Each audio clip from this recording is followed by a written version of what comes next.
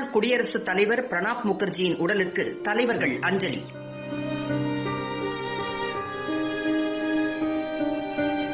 மறைந்த முன்னாள் குடியரசுத் தலைவர் பிரணாப் முகர்ஜியின் உடலுக்கு பல்வேறு அரசியல் கட்சி தலைவர்களும் அதிகாரிகளும் அஞ்சலி செலுத்தி வருகின்றனர்.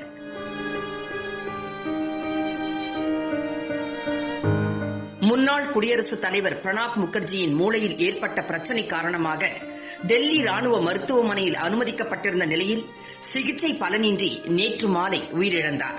இதனை அடுத்து அவரது உடல் முழு அரசு மரியாதையுடன் ராஜாஜி மார்க்கில் உள்ள அவரது இல்லத்திற்கு இன்று காலை 9 மணி அளவில் கொண்டுவரப்பட்டது. அவரது இல்லத்தில் வைக்கப்பட்டுள்ள பிரணாப் முகர்ஜியின் உடலுக்கு குடியரசுத் தலைவர் ராம்நாத் கோவிந்த்,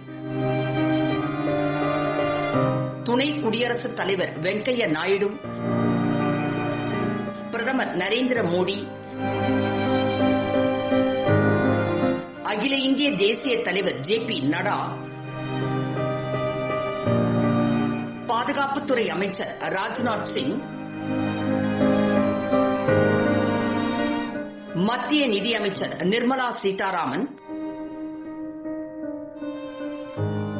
முப்படைகளின் தலைமை தளபதி பிபின் ராவத், ராணுவ தலைமை தளபதி MM நரவானே, விமானப்படை தலைமை தளபதி RKS பதாரியா,